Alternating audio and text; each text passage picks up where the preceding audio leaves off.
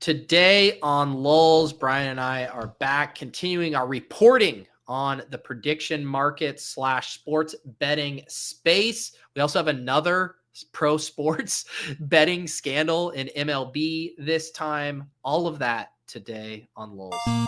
Does he think? I think he thinks this. He thinks this is a go. Vegas Dave thinks this is a go. Hot naked girls doing yoga. What? Why don't you just win like a man? Random.org. Type in 1 for yes, 2 for no, and let the DFS gods pick for you. And I'm absolutely begging you not to dupe us. Please don't dupe us.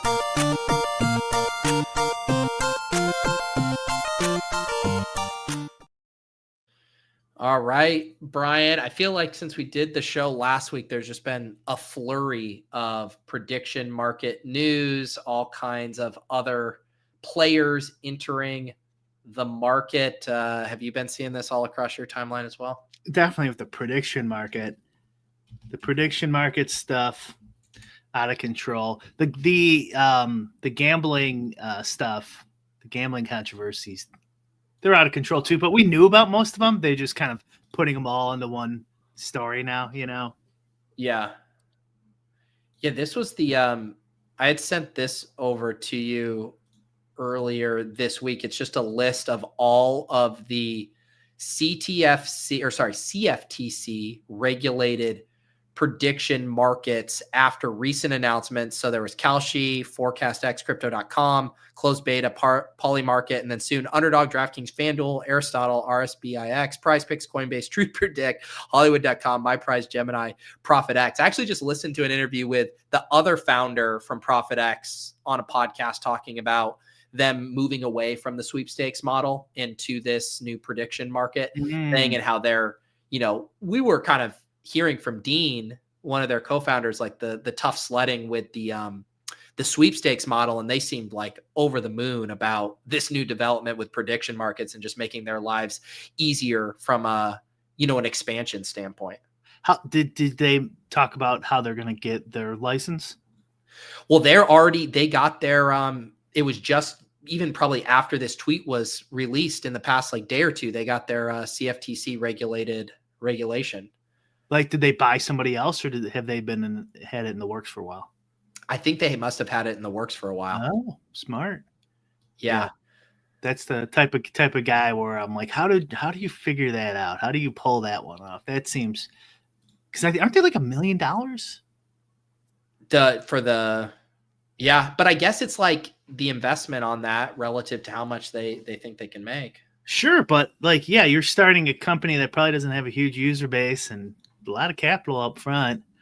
Yeah. And that type of stuff, you need some connections. I don't know. Like the sweepstakes model stuff makes sense to me because gray area, I don't know, what do you want, like business startups in gray areas, that makes a whole lot of sense to me from a normie entrepreneur perspective, where you're not trying to start your own hospital. You know what I mean? Some insurmountable task. Like I would say sports books are now. Yeah. It's sweepstakes though was like the last gray area where you're like, you and 3 buddies could try, you'll put in a year, hire some coders, maybe code yourself and see if you can pull it off. And then, what's it called? Ask for forgiveness later. Type of gray area business entrepreneurship. Well, and he was even mentioning one of the things with the sweepstakes model is within the government or whatever, there was no point person or whatever. It was just kind of this uncharted territory where because these are CFTC regulated, there's point people to talk to. There's a line of communication, everything can be done above board. You have a point of contact. And that's obviously really attractive if you're building things and knowing we're not just going to run into some surprise dead end. That's interesting. It could be easier. So my experience there, a lot of the RFPs and requests for proposal for government contracts and stuff, they're pretty convoluted. And a lot of times the companies had their own full-time employee who worked just on that aspect of getting those contracts properly written and approved by your whatever regulatory agency is that's overseeing your industry. Yeah. Pretty huge pain in the ass. So and a lot of it too is there's there's games within games. So like you get like I know a construction guy was telling me like what they would do is they would know more about the contract than the person before. So like under the rules, you don't have to redo, let's just say, bathrooms that were built within 7 years, and they know that like these bathrooms were not built, so they can lowball a contract, knowing that when they get in there, like, oh, these bathrooms are up to code, we don't have to do that. Like they just knew the rules and the games of the government contracts, and they would underbid their competition. Yeah, it is. It's crazy to see how everybody has like piled on to this so quickly, and you're even seeing, and they're pretty point blank about it too. Like you mentioned the Vegas thing, right? Where with DraftKings and FanDuel, where like they're just giving up on the sportsbook stuff there, because that just never seems to happen. So it's like, let's get in the prediction market space here. But then on the inverse, in the states where they are able to get the sportsbook license, then they're like, oh yeah, we don't need to mess with this prediction market stuff. It's just like, what is the path of least resistance in every state that we want to be in? Yeah. I mean, it's like pretty smart. I mean, Nevada, can you imagine like the regulatory capture in the gaming industry in Nevada and then trying to work your way through that? Like I imagine like in like Detroit, Elon must have had like tons of trouble getting Tesla anywhere near Detroit, something like that, where the industry has just such a lock on the politicians and the regulations. Like how you can like just like don't even do it. Fuck it. Let's try something new. Yeah. And what do you think? I mean, speaking of like regulatory capture, I mean, it says here, the Nevada Gaming Control Board, like what do they think about this? Because they've had a stranglehold on this forever. And now everyone just coming in and just this easy way to circumvent it. Yeah, this is going to be an interesting battle, and maybe it'll go like state by state. That's why it's weird. It's because they got these CFTC licenses. They're federally regulated.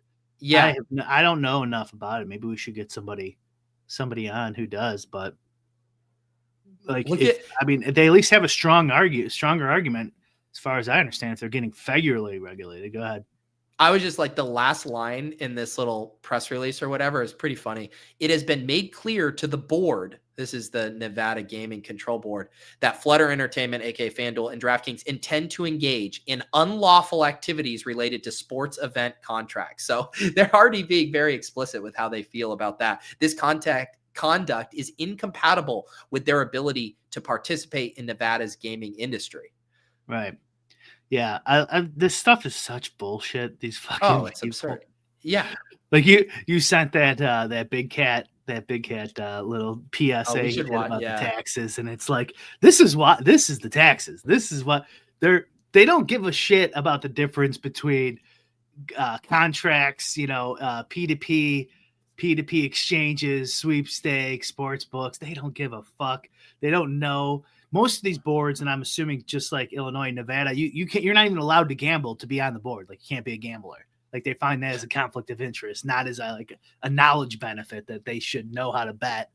Even though that their governor has proven that being a known gambler is clearly he should value add. Based on the logic that no board member should be a gambler, he should recuse himself from all gambling legislation since he's a professional blackjack player. Exactly. Yeah, no, it's absurd, but it seems like they finally might. Like, what do you think? Like, do you think the pushback on this prediction market stuff is going to come like at a state level or a federal level? Because obviously, like, Nevada's pissed off about it. Like, what are they going to have any recourse to be able to stop it? I don't know. Like, the reason this was the understanding of the poker players back on when the UIEGA got passed, was that Sheldon Adelson was behind it. But he is kind of a singular force of wealth and international power to get something like that done, which was actually pretty incredible, I guess, if maybe that's not the right word, but to be able to pull something like that off back then. to protect your Vegas gambling casino. Yeah. It's pretty crazy. But like, I don't know how they do it this time around. And I doubt what's her name? Miriam, his widow. Yeah. I doubt she gives a shit or cares about it as much as he did. He was like really against it. So I don't know how they pull that off. They do have there's a lot of connections though, where like the Bet Rivers guy here, he owns casinos like in Pennsylvania, and so I believe in multiple states. So there could be. It's not they're not federal, but like if like guys in Nevada own poker rooms, etc., nationwide, like they could probably potentially have that federal influence where they could handle it. But I think it's going to be at the state level, most likely. And some states will probably just outright get it banned. But like I said, I don't know how the CFTC rules would work. And then if they can use that as a legitimate excuse to why some legislation in Nevada was unconstitutional to the Nevada Constitution, and then it would go to the Nevada Supreme Court, and maybe ultimately that's where this ends up. Yeah.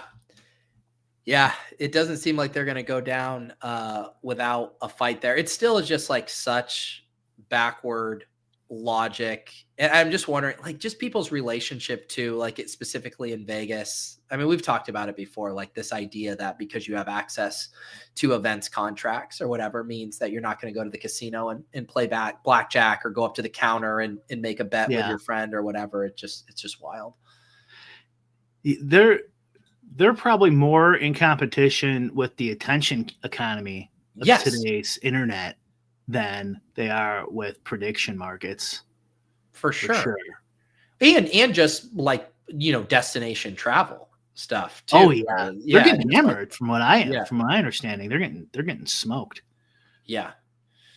We're the destination, and now because they went down this road of regulation way too hard for that in that little city, and everything costs like 10 times what it should, even like parking, and it's not as cool. It's not that, like I said, they should have let the mob handle it. It was a better place. And think, Brian, just the droves and droves of DFS players who would be making multiple annual pilgrimages to Vegas if they could just play DFS there, right? Like they're keeping all of those people out, Yeah, well, and this was probably part of that long-term play, right? They're like, we just got to keep these guys out, period. Yeah. And, maybe in the short term, that was the right move, from there. Like they probably can't, these companies, they're not, this is the double-edged sword of this sort of rent-seeking behavior is you don't have to do any innovation. Your CEO doesn't matter that much. You're locked into your little piece of the pie because the government's protecting you. You don't innovate, and you got no one talented, and you just, you're making your whatever money every year. They're getting their taxes. Everyone's happy. And then some disruptive force comes in, and you're like, fuck, I don't know. Let's call the politicians we were buddies with for the last 20 years we've been giving money to. Yeah. I don't know. I literally have no ideas. I have no talent. I'm just a CEO. I golf every day. Like, what am I supposed to do here? This is all they have. Yeah. You mentioned what are they going to do? Innovate? Yeah. Come up with something new? Come on. Yeah. And then all of this stuff happening on a state by state basis. You referenced this Big Cat video. I guess we could watch it real quick. It's just like 37 seconds, but this has been getting passed around everywhere here. We can listen to this. What's up, guys? I love betting on sports responsibly. Obviously, it's part of being a fan. You get some skin in the game. It makes every play matter. It's great that more states are finally making it legal. No sketchy offshore sites, no weird apps, but now they're jacking up taxes again. Come on. Politicians have a spending problem, and instead of fixing it, they just keep coming after the fans like you. So Illinois already got smoked with insane tax rates, and now Pennsylvania is about to do the same thing. Stop taxing the enjoyment out of the game. Let fans in Illinois and Pennsylvania everywhere just enjoy betting the right way. What's up, guys? So he was getting a lot of pushback about this. I mean, we've talked about some of the tax stuff in your great state of Illinois before, and I think Connor Allen over at 4for4, he actually listed off some of the taxes being passed down, what's happened in the past 2 years. 2025 or so was 25 to 40% and 50 cents per wager tax. And then the Chicago proposal for 2025 is 10.25% local tax on top of a 25 to 40 cent state tax and 50 cents per wager tax. I think what's crazy though, from like the Barstool Big Cat thing, is like, we talked about how this tax is happening and DraftKings is just going to pass the buck on to the better, right? So like, I guess, like, do you think Dan Katz, Big Cat here, is just like willingly doing this because he bets big volume and he cares, or because a PR piece from DraftKings told him to do this? And then I'm just trying to think about like their whole thing in their relationship with their fans. And Levitan talks about this on a solo pod. Like, Portnoy puts out some shitty parlay that you get 8-1 on, and they price the true thing as like 25-1, and they don't care. It's just like, It's a good tail our bet. there, So yeah. I'm just trying to like understand this thing of like, what are the bettors supposed to care about and what are they not supposed to care about as it pertains to their EV? Yes. Yeah. I replied to you, sent this to me. It was like, hashtag DK Yeah. partner, whatever they're supposed to post. It could be though, just like that manufactured consent idea that you don't get into the smoke-filled room for your propaganda. You just hire someone who already believes it. And like Big Cat, he's a gambler. Like he's in Illinois. This is obviously a bullshit tax if you bet sports at all. It's pretty annoying and stupid. So I don't think they really needed to like go, hey, Big Cat, we just signed a big, a new deal with DraftKings. Let's get this ad out there. But either way, he is right. I will say this though, since we're following this up on the Las Vegas thing, those tax rates that you just highlighted, you could see where it's like, well, why isn't the businesses, stopping this, right? They're the ones who want all the money. And like, you said they pass it on, but it still costs them money, right? Even if they pass it on, there's people who are going to bet less. Yeah. It's not like a dollar for dollar thing, but it's going to cost them money. But the thing is, you also have to, highlight the first story where Nevada kicked DraftKings out, right? No DFS. They just rescinded their sports betting application or whatever that one was for. It's like, that's what you're trading. You're trading higher taxes. You're going to pay a little taxes for the monopoly. So like, yeah, it sucks unless they'll protect you, unless they'll protect your industry. Then you publicly say, oh, this is awful. But behind closed doors, you go, okay, just don't go too crazy. And you better keep these fuckers out. And guess what? Nevada held their end of the deal up, right? They kept out DraftKings. Their money was money well spent for those casinos in paying those higher taxes in Nevada. So, like, DraftKings is kind of playing this international game, though. They want to be a huge company, obviously. Jason Robbins has always seen himself as a tech CEO, and DraftKings is a tech company. He said that in front of me. So like I imagine he still believes that. And so like they're playing every angle right now, and they're probably doing every angle with this tax thing too. Yeah, okay, fine. We're going to pay the 50 cents in the outrageous tax, but we want those fucking Nevada like regulatory regulations defending us if any newcomer comes around 5-10 years from now. What do you think of like he got a ton of pushback in there, like there, DraftKings, there's a lot of comments about him being held hostage to make this. It does kind of look like that. Yeah, it's just so weird because it's like there's nothing about like, there's some videos like this which is just like clear marketing, like you could talk about the did you see the Mina Kimes thing with the solitaire on the shady Israeli scam app Papaya or whatever, and she got a bunch of blowback for it? Yeah. So like there's pushback to that kind of stuff because people like Mina Kimes, they want to hold her to higher standard. And it's like, you're just trying to get the bag and you didn't vet it. Like that pushback makes sense to me. But I'm also trying to think like, I guess I don't understand the pushback from this in that like, no one wants higher taxes, right? So I'm just like, okay, yeah, they asked him to make this video and it seems slightly out of tone, but I guess I'm just kind of shocked. Like people say, seems like a commercial for a partner. It's like, yeah, it can be true, but also like, why? I guess why is that bad? Like the Right. message itself isn't bad. It's just like we don't want the state to take more money. Right. So if you're saying like this is a bad thing, you're like, no, yeah, we want Illinois to take way more money whenever you bet. I guess I don't get the pushback. No. These type of people you can't win with. You know, like he'd be like, they want to kill anyone who bets on the DraftKings app, and Big Cat's against it. Oh, you're just saying that because they sponsor you, Big Cat. Yeah, you know. by the way, if he was a professional gambler, right? Like when the poker stuff was all happening, people weren't really saying that about professionals. Going, hey, this is going to ruin poker. But then they would go, oh, well, you know, of course you'd say that because you're a professional player. Yeah, you know, it only bet. So like, you can't win with these type of people. Is what my point is. Like, whether you're a pro or whether your sponsor, your show is sponsored by the company, it doesn't really matter. Like, which those two interests are kind of competing. They don't care. They'll just go, you know, you're a shell. It's easy. You know, just like saying like, oh, businesses are for profit, so therefore they are going to be greedy. So therefore businesses are bad. Which is another just, 80 IQ take that is way too popular.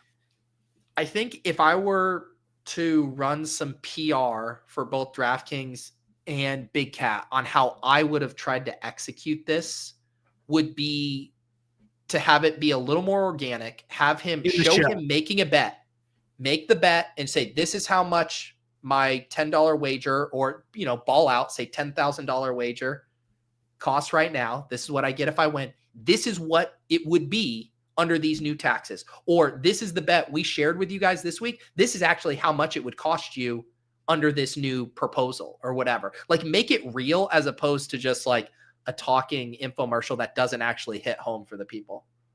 Yes. Yeah. I was thinking in-show clip. Yeah. Try to make it go viral where Big Cat's freaking out. Oh, I got to pay these. Look at this, you know.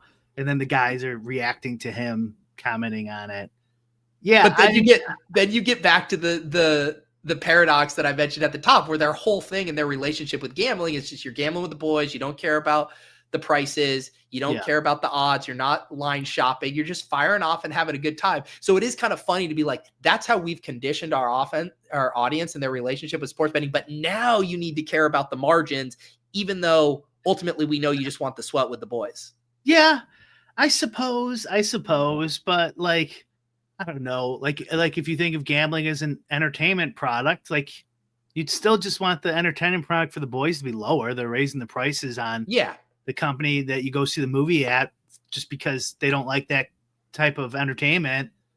They think they could take advantage. Like, I think it's fair enough. Like, it just looks like he's doing a PSA, like politics ad. Yes. Hey guys, once you know there's some legislation coming out, and Senator Johnson's really against it. Well, and it's so funny, right? Because it's like the whole reason DraftKings partners with people like Barstool is because they can successfully integrate sports betting into their content in a very organic and seamless way. They've been doing it for years. And then to ask them to do something that's so inorganic and like out of tone for everything they do, like misses the entire point of their partnership. It's just a funny thing. I forgot to mention this last week. The whole ESPN bet debacle and failure. I said this whenever year or two ago when they left Barstool, Penn left Barstool, that they had that unique opportunity. This is you reminded me of this with their brand. Is they should have went full bookmaker, real bookmaker. We cater to pros angle at the Penn Barstool. And then because you have, that would be like a perfect use for your face of this, which was Dave Portnoy and Big Cat and these guys making huge wagers. And you have like, you do it like Pinnacle, right? Where you're the sharpest, you take the most money. They'd have to hire smart people and some bookmakers and and figure it out. Sure, that would be tough, but it would have been a great branding angle to easily differentiate themselves from DraftKings and FanDuel and every other American book. Because like they don't take their limits, and then you could take it to the politicians. That'd be a great selling point and stuff for like your prediction markets. Like, hey, we're the ones who allow anyone to bet anything. And you do like the same thing with Pinnacle too. Like Pinnacle like was limiting people. Like I think Bob Vulgaris was saying like he got limited to like $5,000 or something, which is still pretty good. Yeah. But that obviously in hindsight, but I've said this a couple of years ago, would have been a lot better than wasting $1 billion on deals with, giving Barstool away in ESPN bet. Try to actually be a sports book and let people bet at your place. And they've been killing it right now. And then this message would resonate a lot better. For sure. Yeah. How easy would it be for Big Cat and Portnoy to be like, you can bet whatever you want. We don't limit anyone. You know what I mean? We have the best bookmakers lists. And that was the thing they ran into initially. That was one of like Portnoy's talking points. And then people started saying, I'm getting limited on your sportsbook. And I believe there was a beef between Portnoy and Joey Kanish, a character from Sports Betting Terror, about that very thing. And it's just inevitable for every sports book, right? When you go down that line, you have all these, I guess there's some, right? What is Pinnacle still never, do they limit anyone? I just said it. Bob Vulgar says he got limited there. And maybe Bob's like a special. But the problem is like every sports book has a limit. They're not going to take like $8 trillion bets or anything from like a government, I'm sure there's, and I think they've gotten a little worse or whatever. And, bookmaker, I think is probably the market maker now, I guess, whatever. I'm not really paying attention the last couple of months, but, doesn't matter. The point being they could be that version of the sharp book, take anyone's money, no fear. And Portnoy would have been a perfect marketing face. If you're going to partner with Barstool originally, you should have been thinking like that anyways. So, but like the distinction too that you have to draw with all this stuff too is with the prediction markets is like, okay, you're limiting people on your sports betting app, but then you're not on the prediction market / peer-to-peer exchange, etc. Right. That you're trying to get into. And now the bottom line is it's because these people could do whatever the fuck they want. The politicians could do whatever they want. It's all a big game that they're playing amongst each other. Right. So it doesn't have to make logical sense at all. But that is really the only logical conclusion is they're like, okay, well, it didn't work in this angle. So now we're going to try this one and we're going to do the prediction markets in Nevada. We're going to do the prediction markets in the states where we didn't get legal. And it just so happens with that model, we don't limit anyone. No one's going to ask why, these type of things happen. Yeah.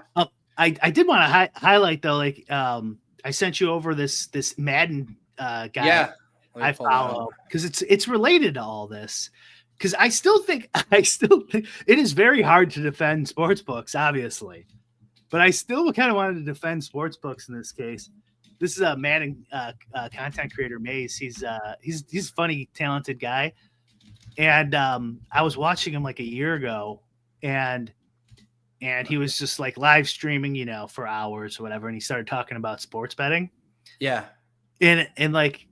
I'm casually listening, kind of in the background type of thing. And then I'm like, this guy like knows a lot about sports betting for a Madden streamer. He's talking about arbing and stuff like that and odds jam. And apparently he had one of these sites sponsoring him. Who knows? It doesn't really matter which one, because I'll tell you why, in my opinion, anyways. That he was doing so well that they not only limited him, but canceled the sponsorship of his site. Yeah. And so like just that one talking point, it's like, oh God, these fucking sports books are at it again. Well, based on his record, that's probably parlaying. So he's probably on one of the parlay sites, but, where was I going with this? Oh yeah. So like, based on that, it's like, okay, he wins, you get limited. But like the case I want to make is like there is a difference between an exchange and a prediction market and sports books. And I've said this before, but I think it bears repeating, is like a sports book. So like Spanky talks about this a bit. He shut down his podcast. I don't know if you saw that, by the way. No, what was the reason for that? He said he had everything. He talked to everyone he wanted to talk to and said what he wanted to say. So he just Be Better is just no longer a podcast. But he would say on there, and I'm not necessarily like saying I agree with everything, but like he said, you basically, I'm paraphrasing, but like you shouldn't even try to bet props. Like, you guys are getting limited on all these penny, penny markets. Like you're not betting the meat and potatoes, he would say, sides, totals, bigger markets where they'd have higher limits. And he goes, they're just like they're boutique markets, just for recreational players. Now, leaving aside some of the morality stuff just for a second, I do think, I'm not saying it's not important, but just for a second, those markets, he's right. Like they're just putting up, the reason you can beat it so easily, and by easily, I mean, like you could pay a sub for some content creator, ETR or whatever, and get, plus ROI if you're betting in time before the markets move. And you're not doing anything, right? You're spending a little of your time, but you're not using any brain power or anything. The reason that's possible for a lot of these markets is because they're like smaller boutique markets. The prop markets have gotten bigger because they're so popular, because people are doing this, which is another reason why one of these sites should have tried to be an actual bookmaker, but I digress. So like you're not really doing much anyways. And the reason you could beat them is because they put up thousands and thousands of lines. And at a exchange, you're basically playing against professional sports bettors who are putting up their absolute best lines that they couldn't get on a regulated or non-regulated sports book. Or maybe they could, but then eventually they got as much as they could out of those books. So then they're posting it on an exchange. And it's not, you can't bet every single prop and all those type of things. And even the ones that are on there are probably really fucking sharp. And it's a new industry. So yeah, you could probably still beat it right now, but eventually it's going to get sharper and sharper. And it's going to be really tough so like there's a big difference between that aspect. Now, maybe DraftKings and whatever shouldn't post thousands and thousands of these markets and stuff like that. But with this case, I think he was arbing a lot. Maybe he wasn't. I don't know everything. Like I said, I was just one stream I caught where he was talking about arbing. And I think it's fairly reasonable. It's like a company giving out like a discount, like a coupon or whatever. Yeah. Or what, like the point isn't to give away your business and your money. You're bringing in some people, so hopefully you make some money on them in the future or something like that. You don't want it to be abused by every customer, like, right? And so like if you put all these markets up, or somebody could theoretically argue, I think you have a right as the company go like, oh, you're abusing this coupon system. Right. And we no longer want your business here, because that's not what we're doing this for. We're just doing this to get some more people in the door, and then hopefully they spend some more money in the future. Okay, thank you. I'm sorry if you disagree, but that's our fucking policy here. And that's kind of how they handle arbing. Well, and also there's probably a pretty clear way for them to value that partnership by looking at the amount of people they bring on, and are the people you're referring actually playing? Because then you can do a cost benefit of analysis and be like, you're taking us for a decent amount, but you're bringing in a shit ton of people. So I guess like go for it. But if you're willing to pull the plug, maybe you're not actually converting that many. In this case, it could be the opposite too, where you're one of those influencers. This exists. Those like coupon code influencers, right? Like they like show you how to get the best deals, like to use the coupons in the most efficient way and stuff like that. Like it's like maybe you should be allowed to do that, and of course there shouldn't be a law preventing you from doing that, but we're not going to pay you to be one of our sponsors or whatever. We're not going to sponsor your coupon show because you're teaching people how to abuse our promotional network, our promotional system. So that's not really good for our business. More power to you, but we're not going to sponsor you anymore. It's like if he's, and I'm not sure what, and I'm not shitting on Maze. I like his content a lot. And I don't know the whole deal. So like maybe he was just betting parlays straight up, and they're like, yeah, you won too much, fuck you, which is lame. And like I said, it's hard to defend the sports books in their behavior, because instead of being truthful, this is kind of like more of the point I'm getting at. Instead of being truthful about all these markets, the difference between exchanges and peer-to-peer stuff in sports betting, and the fact that they have limits on all these different things, and really it's really hard to beat the Bears game, but they don't want to say that because people like betting the Bears game. They like betting sides and totals, and they'll limit you on these other ones because they're just throwing them up to make a few extra bucks and give people a variety of bets. Say what you will about the morality of that for now. Yeah.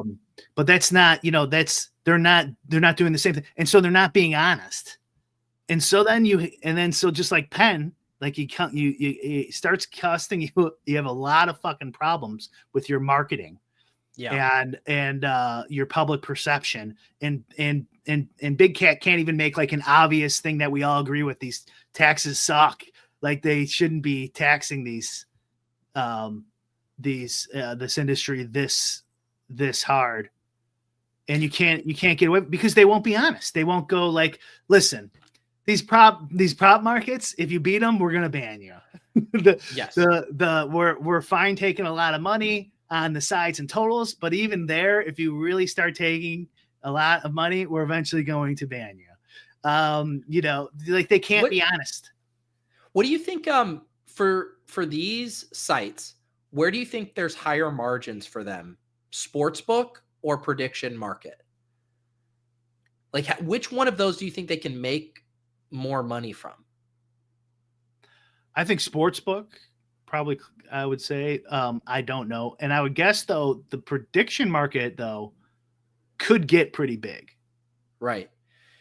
I'm just wondering, like, if all things are equal, and let's just say they were able to get similar liquidity in both, and they basically could just like choose, like, wouldn't it be a no-brainer to go the prediction market route and then just not even have to deal with all of the elements of banning winning bettors, dealing with that PR hit, that push pull, all that stuff, and just be like, let's just wash our hands of this and make the same amount of money? And I'm not saying that they can, but if it were, that just seems like such an obvious choice to make. Yeah. I mean, I would like to see the numbers. Yeah. I would love to see the numbers. Yeah. I think maybe there's an aspect of just doing what everyone's done, what everyone's always done. Just going like, this is the markets that every sports book puts up. Why not keep doing it? I imagine, though, they still make enough, or they wouldn't be doing this. It just seems too obvious. I mean, they'll never be honest with us, Pete. Unfortunately, you'd have to get them off camera, 6 beers deep at the bar, and then maybe you'd get the truth out of some of these guys. I'm like, what, tell me where I'm off here. Why not be a bookmaker and do this angle? Like I said, with Portnoy, DraftKings can do it now. They have Portnoy now. They already have the deal.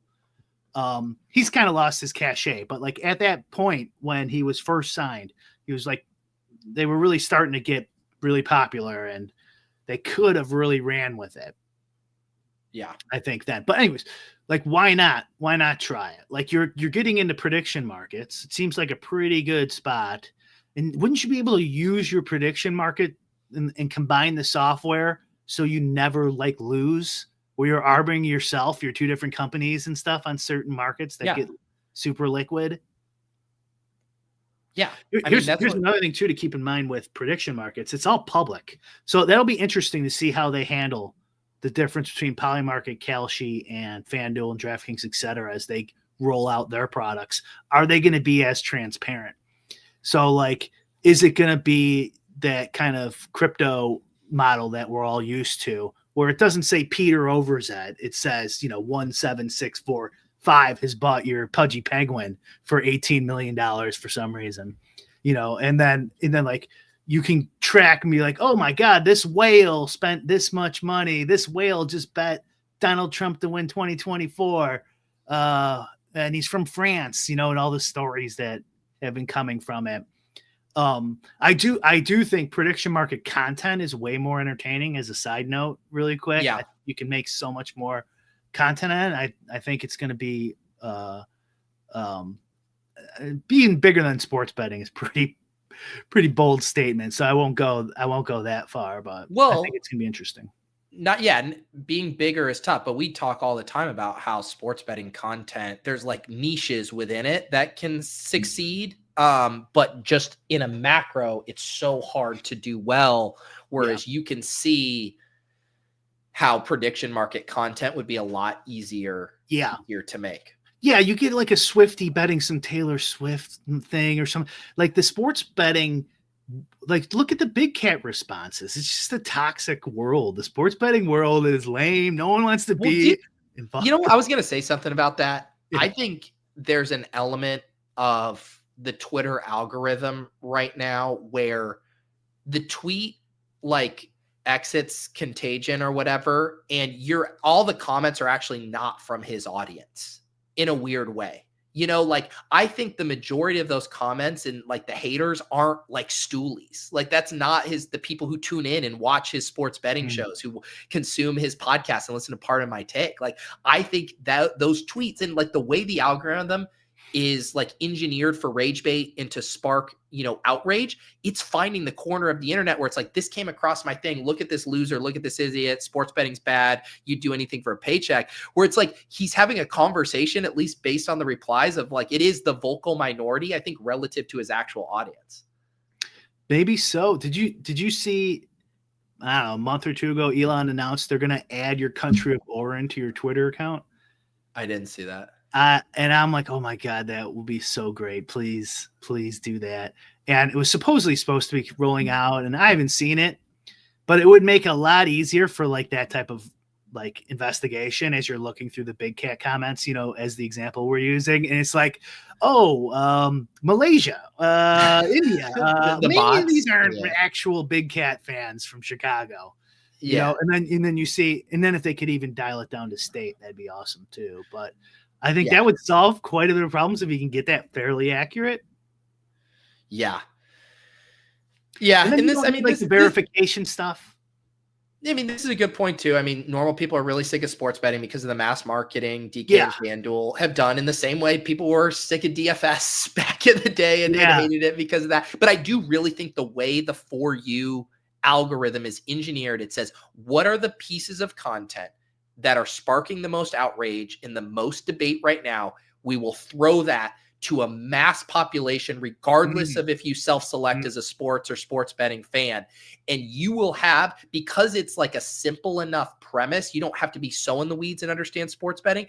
You will be able to comment on it even as someone outside of that industry. And that's exactly what the For You page is designed to do. It's to take the most low-hanging fruit topics, throw the grenade or the Molotov cocktail, and then sprint off. Like that's what the For You page is meant to do. Yeah.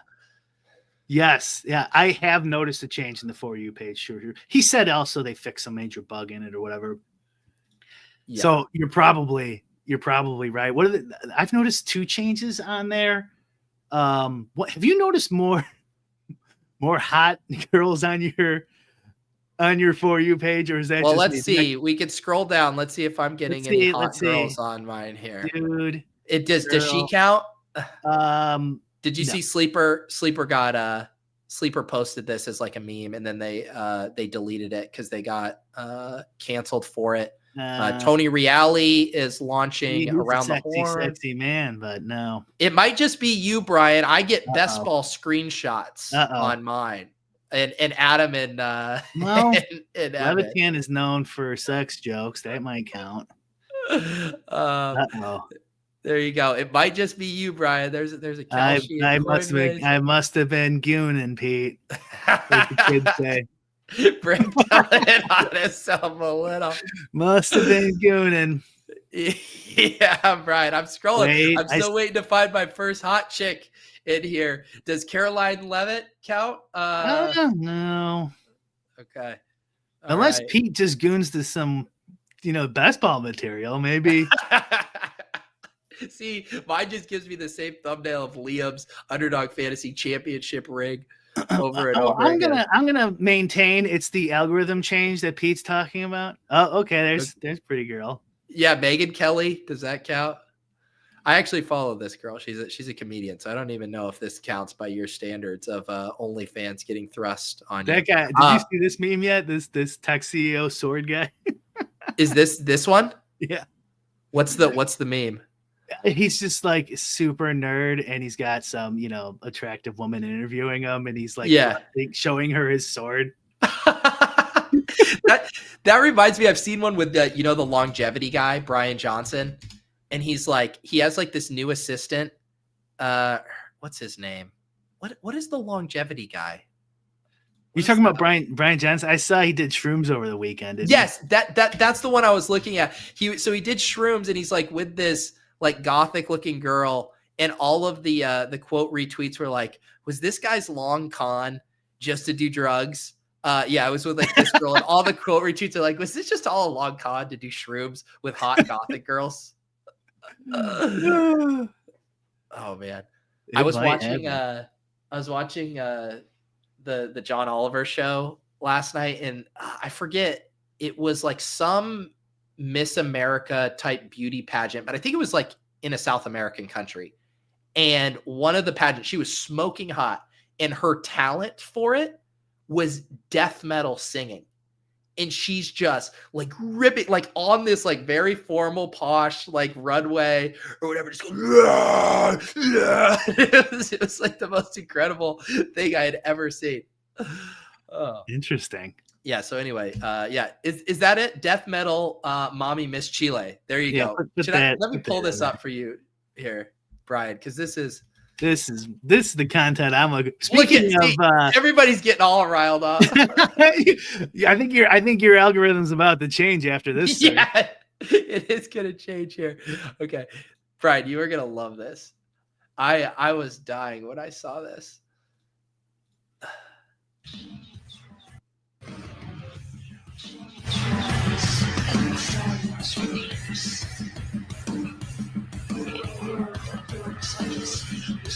Oh, the window was on and dark.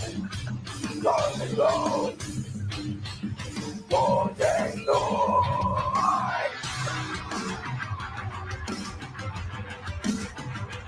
This is who she brings out on stage. Her band. The guy's got like a 10-string guitar. Does this do it for you, Brian? No, this is pretty bad, dude. I think she should have tried a different talent. She is hot though, so I don't care. I love Brady. This right here, I need a screenshot of this right now. Her frozen here and Brady saying, "I hate death metal," and I find this attractive. So, anyways, I don't. Yeah, I have a feeling. I think it does. The death metal is pretty much a very small piece of that in this equation. I don't know, man. I think it's cool that she has such interest that wouldn't align with what she looks like normally. There. Yeah. I'm a death metal purist, though, so I can't respect that attempt at death metal. It really, you're saying that it's too distracting from the art itself. Yeah, right. Yeah. Yeah. Real quick too, we do have to hit on this this baseball scandal, Brian. Right when it felt like baseball and MLB was. This is really, like, if we had like an L counter for this show, Pete. This one is, if you're bringing up the one I'm thinking you're bringing up. Is definitely a big L for our theory of think about how much money you'd have to pay these guys. Oh my goodness. And for them to ruin their lives and their careers they've worked for and their competitive spirit and honor. It's impossible to do this type of stuff. Chalk up another L for Team Lulz. It's also impossible for me to find an article that doesn't have an ad blocker on it, or is free. Well, you could thank your buddy Cash Patel for that one. I think. Did you see that they rated the archive dot whatever, one of the sites that is the pop-up blocker sites. Oh, really? I Yeah. missed that. Yeah. So for people who missed it, 2 Cleveland Guardian pitchers, Emmanuel Clase, am I saying that right, Brian? And Luis Ortiz, they're accused of rigging specific pitches to benefit sports bettors.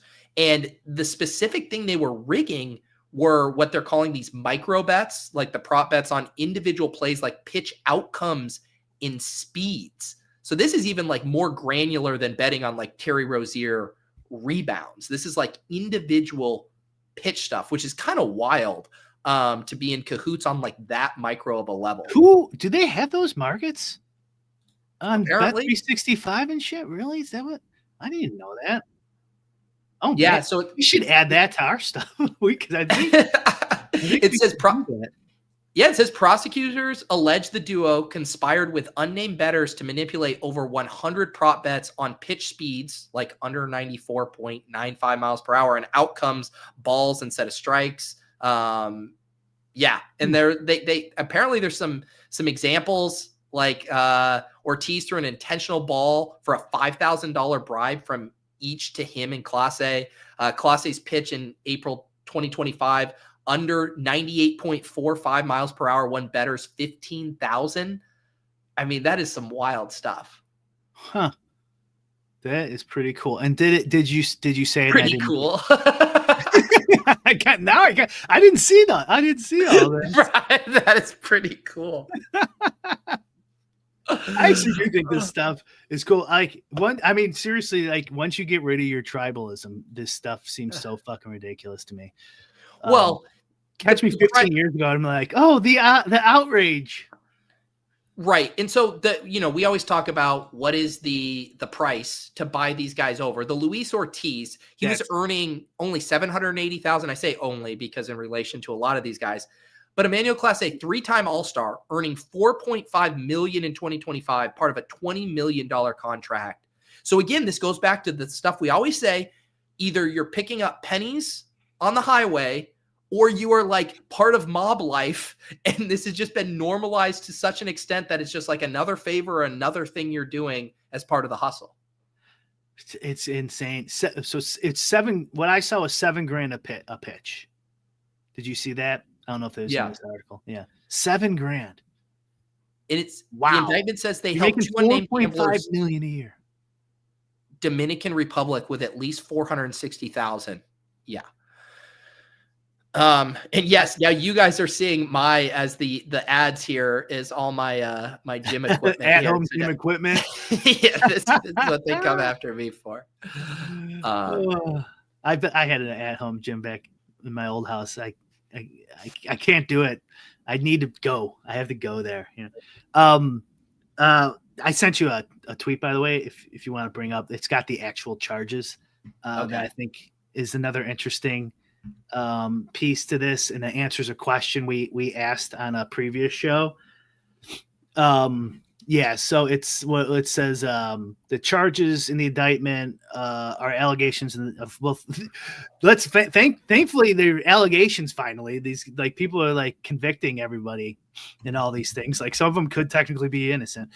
If convicted, each defendant faces maximum 20 years in imprisonment on the wire fraud. So they got wire fraud, 20 years on another wire fraud. Who knows?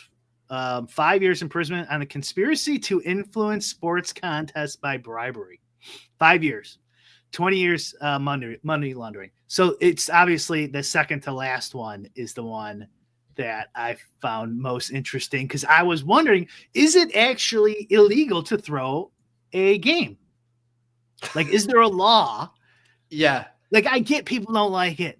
I get it. I understand it. But is there a fucking law? And there is a law. So if you throw a game, you could serve up to 5 years. To me, that is outrageous. It's outrageous that we're spending money on this shit.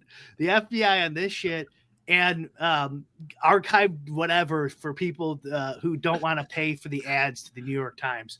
They're fucking going in raiding these. They're spending money on this fucking shit when there's actual horrible crimes being committed in the world today.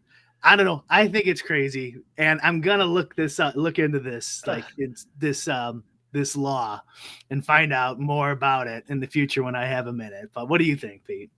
I'm just dying at that's cool. And I think it's absurd that it's because cool. Some people don't like it.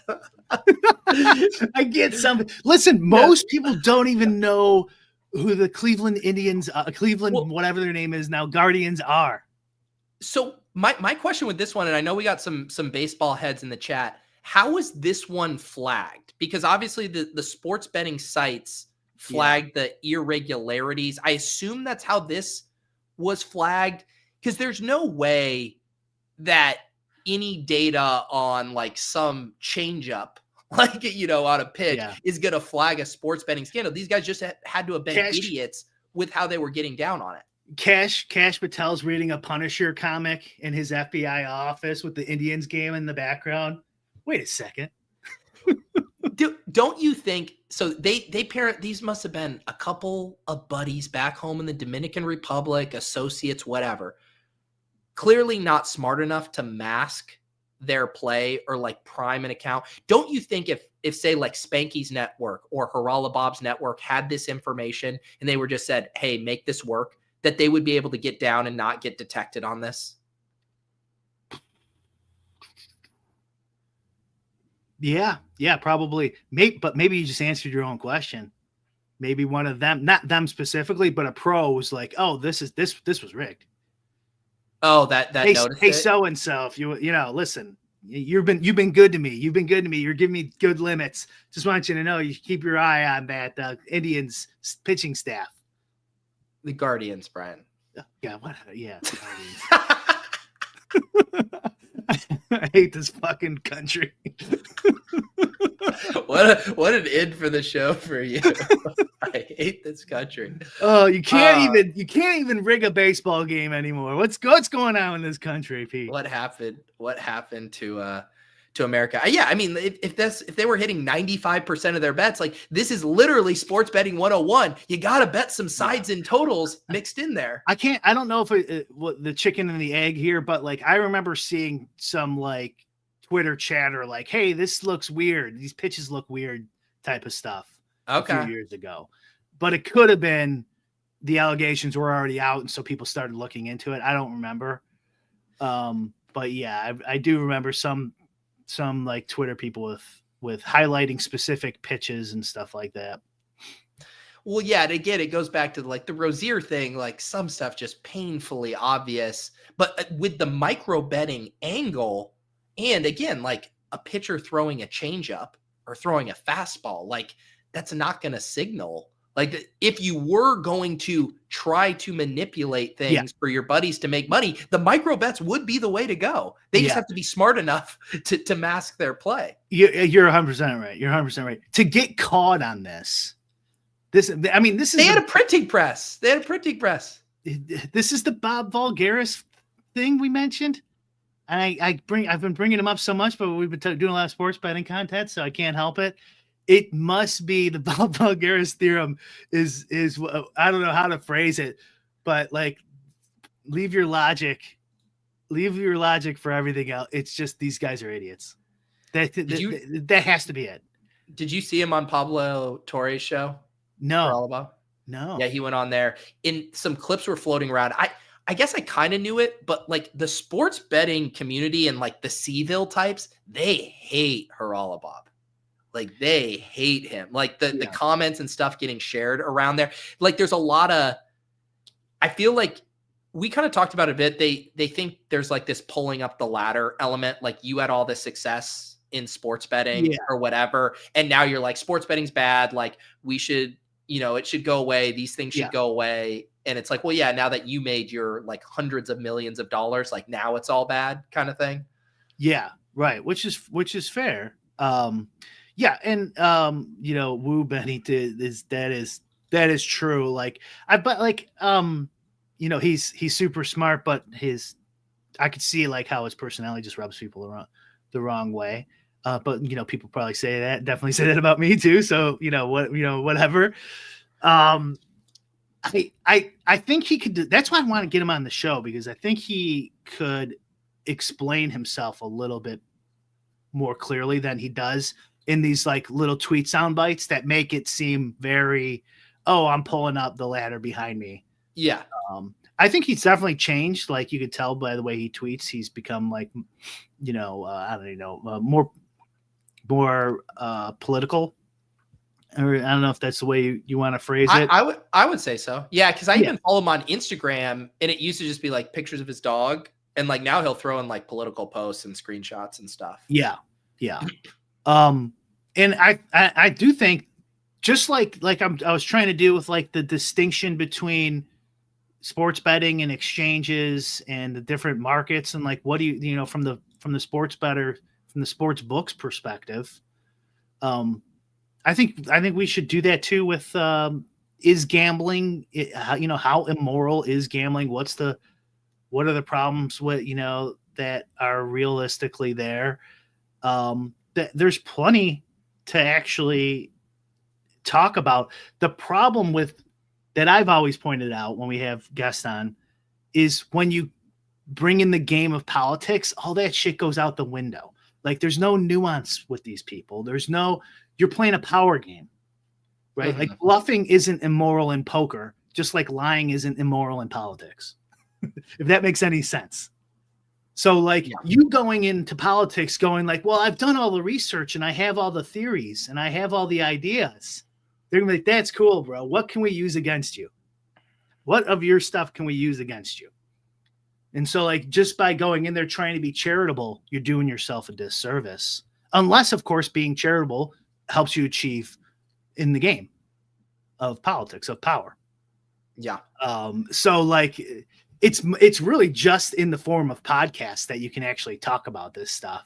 But then in the actual game of politics and power, throw all that shit out the window. Unless it's used. Sounds like you're building up to a Trump/Epstein take here. You got one? No, why? What? I'm interested in why you missed the news? Oh no, about the new emails that were released yesterday. Oh, I saw. No. I saw those. How does that connect though? No, it just seemed like you were winding up to maybe a political take. I wanted to get yours on the Trump Epstein stuff. No, I haven't really looked into it, and then like I saw like one thing that looked weird, but then it was from like a super lib account. So I was like, well, let me see if that one's actually true. Who knows what's actually true in this? And then like it's all from the New York Times, and the New York Times knew about them and stuff like that. So I'm just picturing this sticky note on your desk, and it says, why is it illegal to rig a game? Research, check in on these Epstein emails, and figure out why all of these naked girls are on my For You page. Is that your to-do list for this afternoon? I'm going to start with the hot girls and work my way down the list. I love this. I love reading this comment. Thank you. Just like completely straight. Yeah, S. Johnson says, I have been having the same issues with the girls on my ex. It's not us, it's the algorithm.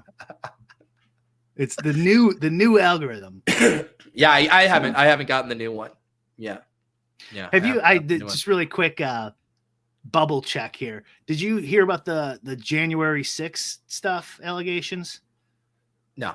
Where the pipe bomber, they matched the pipe bomber's like gait to a Capitol Police officer, like a 94% match. You haven't seen that? No. That's interesting. Okay. Yeah. So I'm assuming the Epstein thing is more in one bubble, and the Jan 6 is in another bubble. Okay. Basically, I think what the bottom line is, they're all a bunch of corrupt pieces of shit on both sides, which we should have assumed from the beginning. I think that's always the assumption. Shout out to the chat today. Lots of good jokes. Even if you guys listen to this via audio, you got to come back, pulled up a bunch of them here on screen. You guys were firing on all cylinders today. Brian, anything else from you from the world of Run the Sims and In-Game Syndicate? We got a new sport coming, but we're not quite there yet. And just small little updates for football stuff as the season goes on. Oh, we have 50% off now, Pete. Yes. Or I don't know how long we're going to do it. Promo code Pete 50% off your first payment for now. Pete, it was Pete's idea, by the way, so I think it's going well. People seem to be signing up still, Yeah. which is good during the middle of the football season. Usually that doesn't happen, so yeah, good take idea. advantage of it.